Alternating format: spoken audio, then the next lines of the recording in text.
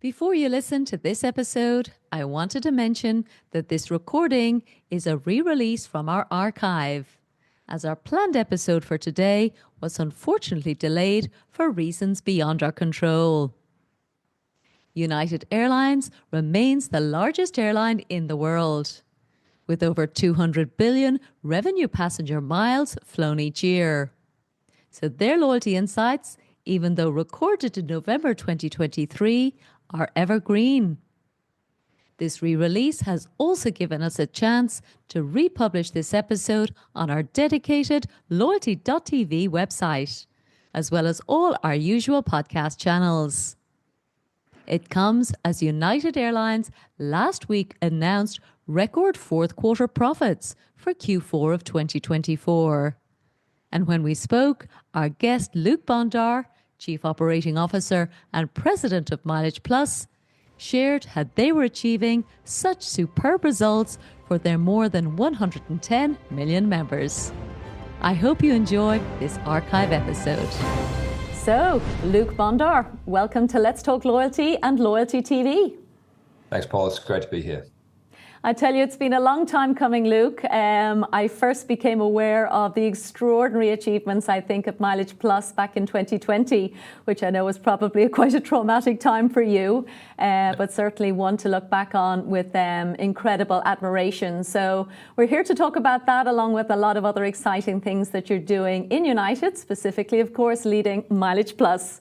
So, Thanks. Yeah, as you know, we've got a global audience of loyalty marketing professionals who really love to hear, I suppose, first and foremost, what do you admire as a loyalty industry professional? What program would you showcase and put on a pedestal as one we can look to for inspiration? I'll start by saying, Paula, thanks for having me on today. It's an honor to be on here, and I think what you're doing is terrific, and it's great to create this forum and platform for professionals in our space. So thanks for that. Personally, I am a huge advocate of Marriott Bonvoy. I think that is just, obviously I have an affiliation with the travel space broadly, and have throughout my career. But Bonvoy, I think, is particularly interesting because it represents sort of a modern transformation of a much more traditional model. Obviously, when Marriott Rewards and Starwood came together, there was a lot of noise about what would the result be. You had this sort of program in Starwood that had this insane fan base, and it was, I thought of as being hugely innovative and interesting at the time when that sort of first came to be. And then you had this more mainstay traditional program with the old Marriott Rewards program. Bonvoy, I think, brings together the best of everything that each party brought to it. But perhaps what I think is most powerful about that program, put aside its design and I think, the way they've structured it and the way it operates on a day-to-day basis, I think it's become a central pillar for the Marriott brand. It's become glue that sort of connects the dots between all the brands in their portfolio. It's the glue that connects the customer experience across all of those different brands. And the organization has reshaped how they go to market around Bonvoy as the center of their customer experience. And that, I think, just creates tons of opportunity and upside in terms of ways that value can be both understood and then delivered in the business. And so, for all those reasons, I think the team at Bonvoy does a tremendous job. I think it's a great program, and I think they're leading the way in many respects. It would be remiss of me not to highlight as well, as someone who has worked in and around the loyalty space throughout my career, that I have a ton of respect and interest as well in what Amazon have done with Prime. That's another very different subscription based, and it's a program that they've just layered kind of different benefits and services on in order to create this amazing sort of differentiated experience from a guest to an Amazon customer to a Prime customer. And it makes it a no-brainer to be a member of that program, and that program in turn gives Amazon insane value in terms of the data that they're generating through that program and that business. So really interested in that as well. But Bonvoy is my number one outside of MileagePlus, of course. Of course, of course. Well, we're going to absolutely celebrate Mileage Plus today. But first of all, Marriott Bonvoy, of course, something that we, of course, also have on a pedestal. We're hoping to have them on Loyalty TV. And let's talk loyalty at some stage in the near future. So, of course, open invitation to make sure that we get to share their story as we're about to share yours. And I guess the piece I love about Amazon Prime as well, Luke, you're absolutely right. It's the one that I think they used the word, I think when they developed that proposition, you probably heard it yourself, where they wanted to build a proposition that was so powerful that it would be irresponsible not to join. So yep. I just think when you start with that end in mind and that level of ambition, that's something that I think consumers find utterly compelling. And it's one I have absolutely seen changing my behavior. I mean, I'm starting to buy groceries on Amazon. There's water coming to me. Like every time I think of something I need, I just instantly buy it on Amazon. So totally drinking the Kool-Aid on that one. I think if I could react to that comment, Paula, because I agree 100%. And I think a lot of the time we have a similar dialogue inside United and MileagePlus to really think about the experience that we can deliver and the value that we can create for our customers, for our program members, sort of framing the best way to experience United. And also I'd say the best way to experience some of our partners is as a MileagePlus member. Yes. And so creating, to your point, sort of an irresponsible kind of rationale for joining the program, well, not irresponsible rationale, an irresponsible act if you're not, joining the program, because there is such clarity around the value and the experience as a member, which I think is a job for communications, but it's also a huge job for design to make sure that it flows right through the experience. Mm-hmm. Yeah. I always like to pick up on the words people use, Luke. So thank you for that. And I think clarity is something that as loyalty professionals, we perhaps lose sight of as we continue to build and innovate. So I think it's an important principle to make sure that there is that level of attention to almost simplicity, because consumers at the end of the day are busy people, and for our program to become compelling to them, they've got to understand it. And I know that's a key part of what you're doing with MileagePlus. So let's get into how we got to today. First and foremost, I know you've got a background both on the agency side and on the technology side, Luke. So tell us a bit about your loyalty career to date. So I've loyalty's been central to my career for, I think, almost 27 years now. While I was going through university, I was working in sporting goods retail in Australia, and I recall kind of the CMO of that business approaching me and asking me what I knew about relationship marketing at the time. Okay. This is pre-loyalty as sort of a standard naming convention. Yeah. And, I sort of, in the spirit of faking it till you make it, I said, well, give me 24 hours and I'll come back to you. Brilliant. And the next day we sat down and we talked about kind of how loyalty programs were evolving in retail. This is going back into sort of into the 80s and early 90s. And so it was a really interesting time, obviously, that these programs were just emerging. Fast forward, I ended up working with a company for many years called Carlson Marketing. Worked for them first in the UK for a couple of years, and then in Australia, and then in the US. And that business spanned a range of different industries that it provided sort of full-scale, soup to nuts loyalty services from strategy through to every aspect of execution. Yeah. And throughout that career path I had, which was working sort of on accounts and then account development and then strategy and corporate development, there were always these central threads of retail, travel, and banking and payments. Okay. Yeah. And so all industries that have scale, all industries predicated on sort of understanding customers and how to deliver a different product and experience to different customers based on their value. And so loyalty was a very obvious fit for all three of those. And so I had the good fortune of getting to learn a lot about this space and this industry and really how to think about loyalty as a commercial model, not just as a marketing platform or program. And that's always been, I think, a central thread to sort of my operating thesis. It's like, how does this program, this platform, this business Yeah. create value? How does it create value for the customer? How does it create value for the brand? How does it create value for partners? Yeah. And so that's always been sort of this central thread. So through marketing and services, a little bit of time in advertising for a few years, and then coming back into it when United eventually, when I got the call from United to say, yeah, are you interested in joining? It felt like it had been sort of everything leading up to the point of this opportunity to come in and lead one of the world's largest and I think best Yeah. loyalty programs and loyalty businesses that set us up to do all the things we've done over the last 6 years as well. Incredible. Yeah. It's a wonderful context. And I think for any marketeer actually to end up brand side and to have the opportunity to put into place, the kind of things that I know from my side working sometimes externally, you really know and feel and instinctively have a sense of what you want to do with the loyalty program. And from what we've talked about before, I really do think that it sounds like you've brought in first and foremost a mindset about loyalty and that whole idea that absolutely, I think you alluded to with Marriott Bonvoy, is that loyalty can lead an organization and, as you said, create value on all sides. So a wonderful experience to get in and lead a program, which I know it's published, has over 100 million members. I believe one of the top 3 loyalty programs in the world. So again, for us, it's super exciting to be hearing about what you're doing, what you have done. So tell us, what did you do when you started, Luke? You come in, you've got this extraordinary opportunity. Like, where do you start with so much opportunity? So I think, I mentioned before this sort of mindset about thinking about these programs as a business.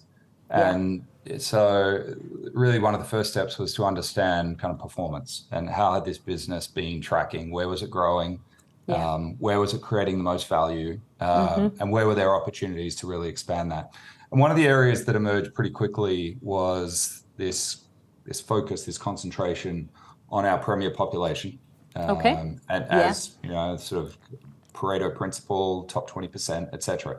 Yeah. And so there was a huge amount of emphasis on that group Okay. to the detriment of how we thought about the broader program population. And you mentioned Okay. before, we have well over 100 million members Yeah. in the program. And so we have this huge base, and yet the vast majority of energy and attention was going into the top group in terms of their flying frequency.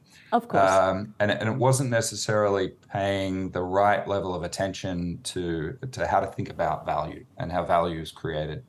So when we step back to look at sort of the breadth of the program, a couple of things emerged from that.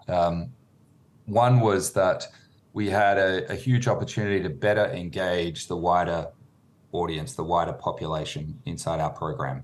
Okay. And there were some fundamental steps that we identified as being sort of mission critical to achieve that outcome. Two was that we saw, and I'll talk to that in a minute. Two was that we saw an opportunity to better align the value that we were providing to our customers with the value that we were getting, and the mechanisms that we had in place to help understand and assess that, and then design the program and the experience to deliver value to our customers was out of sync with reality. And so we had a premier program that wasn't structured to accurately reflect the value that we were receiving from customers. And so we weren't necessarily giving the right value back to the right customers in the right way. So they were sort of 2 key areas that we took a hard look at. And then I'd say that the third, and this was sort of mission critical for us, was to look at all of our partnerships.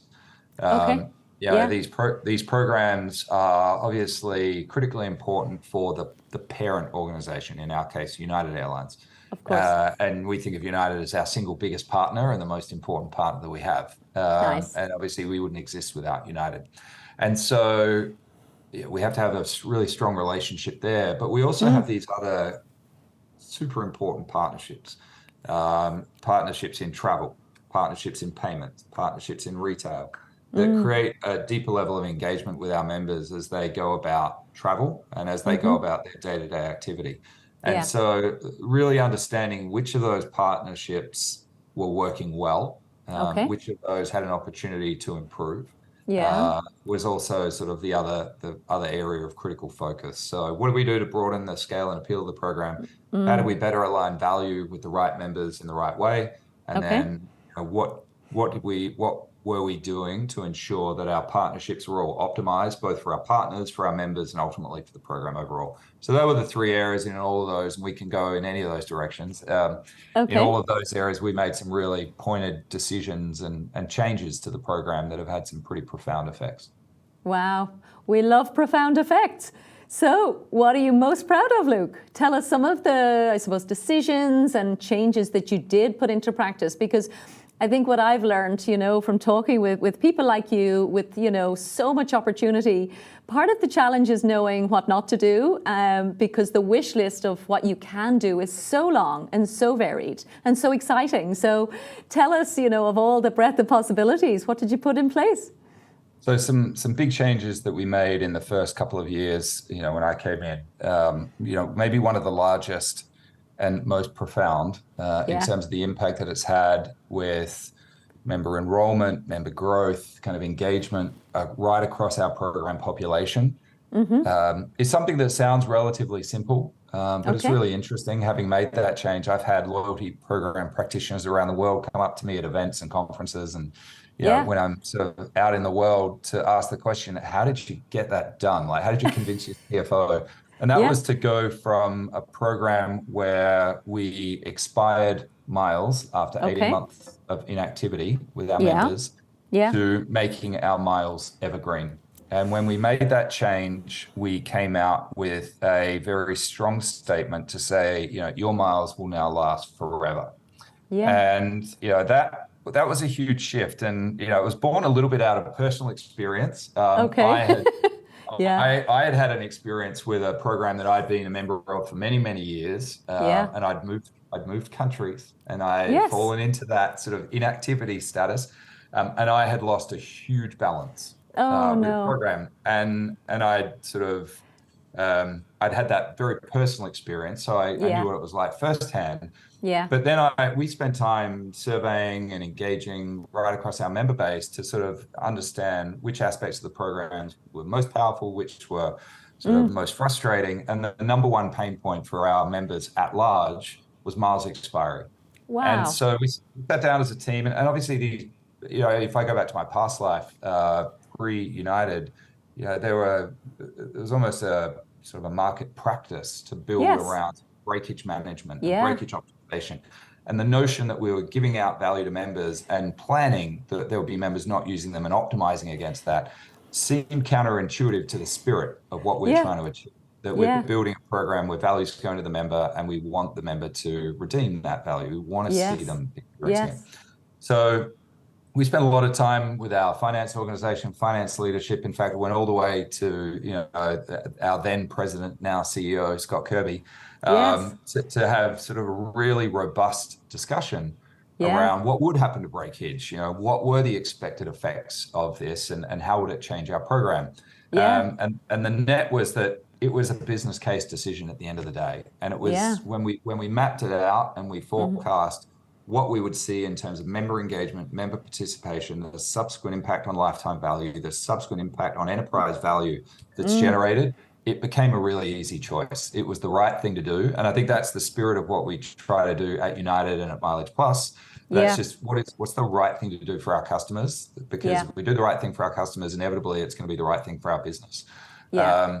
And so we took the time to thoughtfully build that business case, convinced the CFO and ultimately now our CEO that this was the right thing to do. We made that call. We went out with a pretty bold statement around it.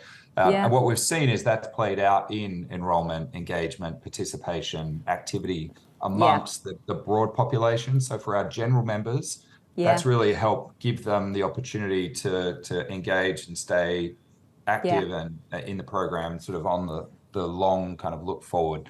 Yeah. We've done a lot around redemption, and I'm sure we're going to talk about that a little bit later. So to make Sure. every mile that's being earned more Yeah. valuable for every member. Okay. So we'll tap into that in a bit. The second thing I want to talk to that I'm proud of is what we did for our Premier program. Okay. We were the first major US carrier to move away from a distance-based program for Premier Okay. status. And I'm Yeah. sure there are many listeners today or viewers Yeah. who have done a mileage run somewhere in Yes. their life. Totally. I've certainly flown from country A to country B to get a pizza and turn around and come home Yeah. in order to hit that level of status in the prior year. And for Yeah. two reasons, I think that's challenging. One, the distance used to be a good proxy for value when sort of in the early days of these programs, and Sure. as premier and elite status was introduced. But with the rise of low-cost carriers, with the rise of increasing segmentation in the cabin, it meant that customers could fly a long way and relatively cheap fares, get into those top levels of status and get sort of a lot of value back, Yeah. putting minimal value in. And that Sure. imbalance creates all kinds of other knock-on effects and challenges for the program. Yeah. So again, in the spirit of thinking about this as a P&L and as a business and optimizing kind of the balance of value that we have, Yeah. we made the decision to shift to a revenue-based elite qualification model or premier qualification model in the case of Yeah. MileagePlus. Yeah. And that's been a pretty fundamental shift. Now, we announced that in 2019, and Okay. then with the program taking effect in 20, and then obviously 20, 21, 22, very Yeah. different years. Yeah. And so this is the first year that we're back at those same published threshold levels for spend. Uh-huh. Now, we still require flying. So we still have a minimum of 4 flight segments to get into any level of status. Okay. But we have different levels of spend depending on the level of flying that a customer does. So, a minimum of 4 flights and a Yeah. higher volume of spend Yeah. versus sort of a lot more flights and a lower level of spend will get you to the same levels of status. And Okay. so what we've seen, though, is that helps us build a very commercially balanced relationship with United, with the airline as well. So because our interests are very aligned. So it's Totally. been, yeah, so that's probably the second area. And then the third that I'm really proud of, some of those early stage changes that we made. I mentioned before my favorite program. We have a tremendous strategic partnership with Marriott, and we work worldwide to really elevate the customer journey. Yeah. We have a joint relationship between our loyalty programs that creates tremendous sort of reciprocal opportunity and benefit for members in both programs to connect their accounts. Okay. Yeah. And we also do a lot outside of that to find ways to elevate the customer experience for customers that fly United and stay Marriott. So excited Okay. for everything we've done with that partnership. And then, in the US, we have very important relationships in the credit card space. Of MileagePlus has course. credit card relationships around the world in over Yeah. 20 different markets. Wow. But in the US, our card partnerships are front and center. They're mission critical for our business. Yeah. And we completely restructured the relationship that we have with JP Morgan Chase, which has led to a whole new series of card products. We have a family of cards, one for every type of traveler, depending on, whether from fee free all the way to a sort of more expensive annual fee that comes with club access and all associated different benefits. Yeah. Sort of the full spectrum of cards for all of our different customer segments. And a different way of thinking about how we bring those cards out into market and put them sort of to our customers in ways that drive their customers' interest and sort of acquisition results up significantly. And so for us, that's been just a tremendous growth story and great success. So really Yeah. proud of everything we've done across all of those areas. Amazing. I guess the one I want to pick up on was the first one that you mentioned actually there, Luke, this whole idea of eliminating expiry dates and, creating a business case is, first of all, a complex endeavor, given the amount of assumptions, obviously, that you would have had to put in that. And without a precedent and without anyone to look to, I think with anyone who's listening today, at least they can say, well, look, United's done it, if MileagePlus is still at it, they don't even need to see the business case necessarily front and center, but at least to know that the decision made sense for you. So I suppose, want to applaud the bravery of the senior leadership team to trust, the expectations that were set. Because as I said, they're all literally at that stage if you're creating something so innovative and clearly, so directly related to the pain points. Like, I think that's wonderful that you, I suppose, had that added perspective from the customer to say it's the thing that's upsetting people. And if you've lost a huge balance yourself, I mean, I've never had that experience, but that's the kind of thing that creates disloyalty. And of course, people go out and they talk on social media. So what you did was incredible. And of course, something you couldn't take back. You can't announce something like that and then change your mind. So it's a big we were one. really, yeah, for sure. We were very intentional with the language that we used when we announced it. Forever was was an important word. Nice. In the press release and all the media that we published around this, the messaging to customers, Yeah. to make it very clear that this wasn't a, well, let's just try this and see what happens approach, but rather this was a commitment to customers. Lovely. That we were making. And I think that last point is really key, and this is central to the business case.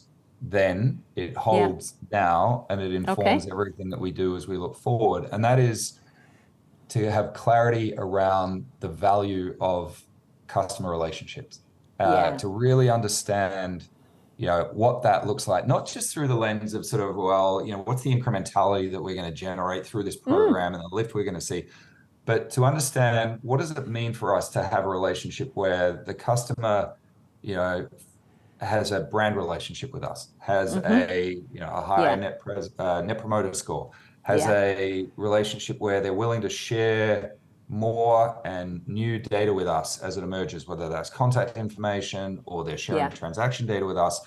In the world we're living in today, especially, the value of first-party data assets, brands building direct relationships with customers, where the customer is willingly and opted in and with clarity around how that data is going to be used, sharing that information. That creates all kinds of new growth opportunities for businesses today. And so I'd say for anyone thinking about how they frame that business case and that value story, don't just focus on kind of the immediate and direct effect of sort of the incrementality case, but also think about sort of the lifetime value impact and view lifetime value not just through the transactional lens, but also through that broader sort of affiliated or adjacent sources of value that come with data and with permission and with consent and with a deep relationship. Because there's value against all of those, and increasingly, there are opportunities to sort of explicitly demonstrate that. 100%, yeah. And again, there's so much in that, Luke, but there's so much I want to get through in all of the different topics in terms of what you've done. The one, as I said at the very outset, that impressed me the most was, I guess, at perhaps some of the darkest times for the whole airline industry. As we all know, 2020 brought existential crisis, dare I say, for all airlines. And I know United innovated in terms of, I suppose, looking to MileagePlus to identify ways to support the airline in a way that had never been done before. And it's our mutual friend, Everett DeBoer, who, explained to me, in simple language, I suppose, the financial instrument that United created. And there's just some numbers I saw published at the time, which I'll quote for anyone in the audience who hasn't heard. And I'll ask you to explain it, Luke, because you'll obviously explain it much better, having led that particular innovation. I think you described it offline as the best 16 weeks of work you've ever done in terms of the return on investment. But yes, I know MileagePlus was identified as a powerful way of recurring revenue for the airline that previously had been perhaps underappreciated, certainly externally, perhaps not internally. But the power and value of the MileagePlus program to United as an airline was something that allowed you to raise capital at a time when nothing else, I guess, would have been affordable for you. Yeah, no, look, absolutely, Paula, and I'm happy to talk about it. And of all the things that we've done over the last 6 years, I think we've delivered great value to customers, and we've innovated in a whole lot of different areas of the program. But in terms of the impact of kind of any single thing, this was transformational for us at a time when we were under just incredible duress. So if I can rewind everyone to mid-February 2020, so this is prior to borders closing, like we were monitoring, right from January, kind of everything going on. We were looking at what was happening in China. We were looking at emergency in Italy. Yeah. And sort of as these cases were taking shape, and COVID was emerging kind of as a new word in everyone's lexicon. Mm. um, I sat down with our CEO to have a discussion around our current cash position as an Yeah. airline, and without going into all the detail. Of course. We were burning by the time we hit March, we were burning a huge number Mm. daily in terms of Yeah. cash burn, measured in sort of you know many, many, many tens of millions Yeah. every day. And we were also in a position where demand was falling off a cliff, Yeah. and we were still flying and serving all Yeah. these markets. We had to fuel them, we had to staff them, we Yeah. had to pay Yeah. airports, etc. So we had all this cash going out, we had no cash coming in, and customers were seeking refunds, Yeah. and we were sitting on X cash. Mm-hmm. We had, a call from customers for refunds that was Yeah. roughly the same. Wow. And so we were not unique as an airline in this Of case. course. We were all facing a liquidity crunch that essentially, it had every major airline around the world asking the question, can I continue to operate? Correct. Yeah. Do we have to close the doors? Yeah. And that would be, I mean, as horrible and as awful and as traumatic as everything related to COVID was, airlines keep the world moving. And Yeah. so for airlines to cease operations is really, it's essentially it's not an option. And so you Mm-hmm. have to find a way through that. And so I Yeah. sat down with Scott, and we talked about sort of what those options were. And, historically, the approach for airlines to use the loyalty business to rapidly raise funds is a sort of a pre-sale, a Okay. pre-purchase of Yes. miles, often with a Yes. credit card partner. Yeah. Uh, and there are plenty of examples previously Yeah. of airlines, essentially pre-selling $1 billion worth of miles Yeah. to their credit card partners or their other partners, and bringing the cash in now, and then obviously, sort of foregoing that cash flow in the future as a Yeah. result. And that generally comes with a new set of commercial terms, and it may not be as attractive for the business. And Yeah. but that had been the historic model, Yeah. and so that was available to us as an option. Okay. But it wasn't one that I was excited about, because it was going to Yeah. trash my P&L for a long time. Yeah. And not only that, it was also it didn't feel like the right approach at the time. So I sat Yeah. down with there's another guy I work with at United who now runs United Ventures, and he Mm-hmm. was leading IR and Corp Dev at the time. And we spent about a week every night just brainstorming like ideas and thoughts and what could we do, and trying and testing different concepts. And through all of this was this nagging kind of, I thought, this sort of consideration that we sit today on this incredibly stable and resilient cash flow in the Yeah. business. And that's through Yeah. the form of all of our partnerships. MileagePlus is essentially a diversified business. We Yeah. have all of the cash flows that come through our airline partnerships Mm-hmm. and our travel partnerships. And Mm. they are more cyclical in nature. Okay. As economies Yeah. move up and down, they move up and down. And then we have all of the cash flows associated with our financial partnerships, our credit card relationships, Mm. both here in the US and around the world, Mm. and our retail partnerships and our everyday spend partnerships, which look more like day-to-day consumer spending. So Yeah. travel and consumer spending. And the Mm-hmm. consumer spending portion of our business, Yeah. uh, while it certainly moves as the economic cycle moves, it moves less than the travel Yes. cycle moves. And we were Okay. able to look back at history and analyze and assess what had happened in this diversified business in the Yeah. face of major economic impacts that had hit travel and hit aviation and hit sort of consumer spending writ large. Global financial crisis, 9/11, sort of all these Yeah. incidents that had huge Yeah. impact. And we're able to understand what happened to this cash flow, what happened to Mm-hmm. this cash flow. Mm-hmm. And what that revealed was the resilience and stability of the consumer spending side of our business. Yeah. So that was sort of, insight number one. Two was, could we then structure and package this in a Yeah. way that would allow us to collateralize the cash flows Mm-hmm. so that we could lend against them? Yeah. And to your point, that's essentially what we did. We spent 16 weeks. I'm actually in my home office as I come to you, and Yeah. I'm sitting in the same chair that I didn't leave for about 18 hours a day for 16 weeks straight.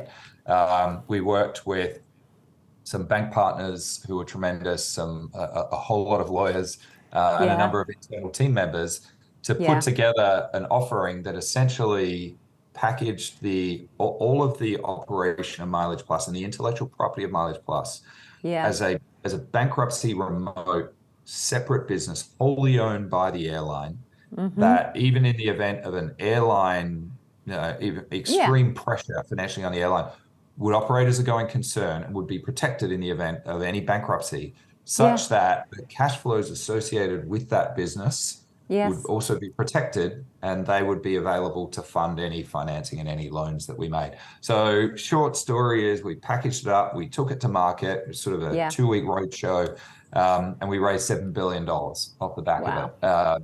And Wow. so that then became the find and replace deck that was used by many of our competitors in the market Yeah. to say, Yeah. we have the same business model, so let's replace brand, United with our brand and their numbers with our numbers, Yes. package it, take it to market, and because we'd sort of broken ground, Yes. the market was already now familiar with the model. They were able to raise, increasingly more value against Yeah. against the same offering, because we'd already sort of sold and educated the market on the premise. Yeah. And so those bonds that underpin Yes. are still out there today. They're Yeah. performing well. That's become a really valuable source of sort of financing for us, a line of credit. Yeah. And at the time, that was pre any government lending. Yes. It raised $7 billion cash at the time we needed it the most. Correct. And Yeah. it sort of got us over that hurdle. And then we were able to sort of get some Yeah. government financing, and we Yeah. were able to then package up some other aspects of the business, all of which saw us through the Yes. pandemic and bring us out the other side. Yeah.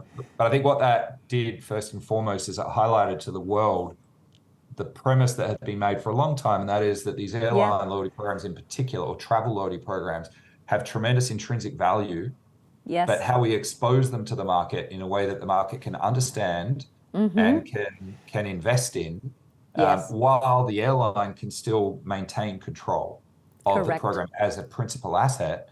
Yeah. I think this is why Everett, I think, is so interested in the approach. Yeah. It was Yeah. the first time that this had really been done at scale, and in a Correct. way that was tremendous for the investor, Yeah. tremendous for the parent or the owner of the program, and tremendous for Mm-hmm. the program. Like, everyone won in that model, and in all the other models where there's tried to be separation, and Yeah. there've been other challenges around that, and typically there's winners and losers, and in this Yeah. model there were no losers. We all, it was a rising tide that sort of everyone was able to benefit from. Thank you, Luke, for sharing that story. Truly world class. I have the figures again, just looking back in terms of, I know there was a Harvard Business Review article written exactly about this innovation. And I think I said to you last time we met, this show is all about innovation. And, God forbid we ever need, such extreme measures in the future. Yeah. But nonetheless, as you've said, you've broken new ground, you've created a model, a new product. And just the figures I came across again, because it did, as you say, expose externally the value of loyalty programs that certainly people outside of the industry, I guess, hadn't appreciated. So I saw figures from July 2020 saying that MileagePlus as a business was worth $22 billion valued at, and United as an airline at the time, again, extreme circumstances, was valued at $10 billion. So I think when the loyalty programs started to be visibly more valuable than their parent companies, it definitely changed, I suppose, the level of respect that our industry and our discipline absolutely has. So super exciting to hear all of that, Luke. There are so many other things. Can I make one point there, Paula? Because I think that you're right on, and it was valuable for our industry to get that credit and that recognition. But I think there's always been this underlying thread in this space around like what's the true value of the loyalty business Yeah. relative to the value of the parent, and you get metrics like that where you have this sort of perceived inversion. Yeah. And I think the truth is the loyalty business is what it is because of its relationship with the parent. It's a symbiotic relationship. And so Correct. this Yeah. idea that you can separate and spin out and create this completely independent value is challenging. So Yes. finding ways to create separation and segmentation while still having ownership and control in Yeah. a way that allows the market to understand and appreciate and invest in this value Yeah. while ensuring that the sort of symbiosis between program and parent is maintained is, Yeah. I think, is the art. And I think it's one of the aspects of the financial Yeah. instrument that we created Yeah. that achieves those outcomes. And I think that's why it's so interesting, because it sort of delivers on the promise while Yeah. keeping all of the pieces intact. Totally, totally. Well, listen, we're coming up on time, Luke. So I guess, open final question to you. What does the future hold for Mileage Plus? Where are you excited? What are you looking to do? What can you share?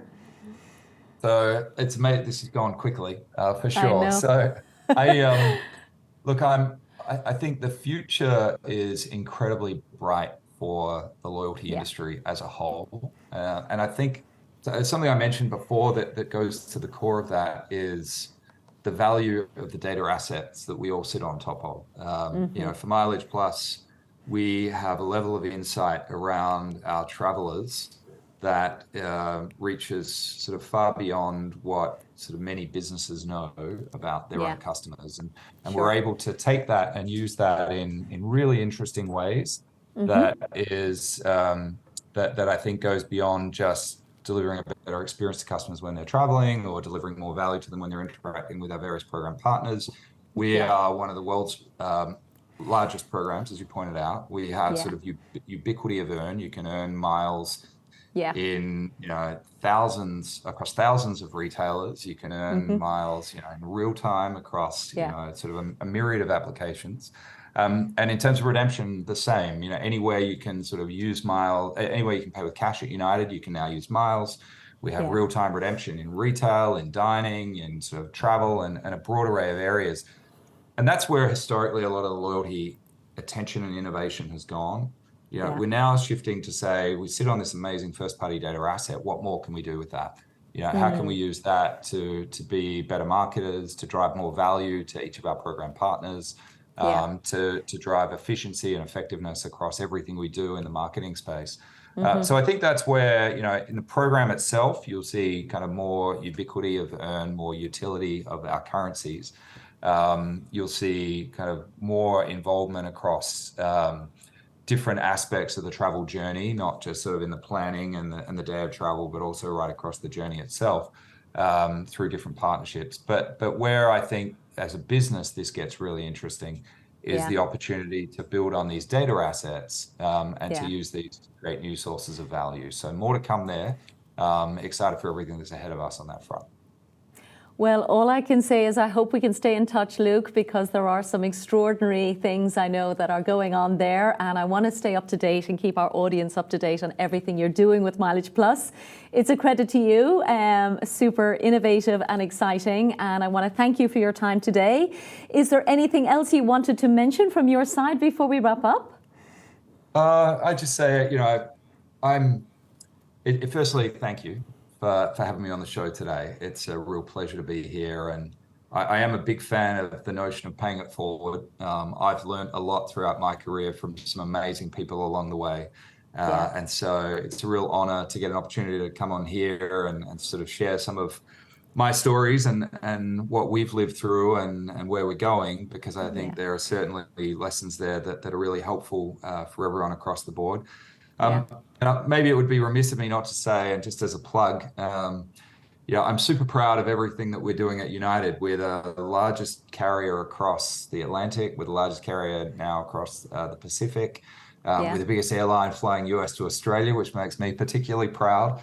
Amazing. And as we build sort of an amazing network and as Star Alliance continues to grow, as we build out kind of the United network and therefore kind of the MileagePlus program grows, I'm both humbled and proud of everything that we're able to achieve and deliver for our customers, and also excited for everything that we're able to do as a business and the value that we're able to generate for all of our partners. Because I just think we're in that sort of rare area where we're big enough and we have the scale and we have all the foundational pieces that we can test and try new things.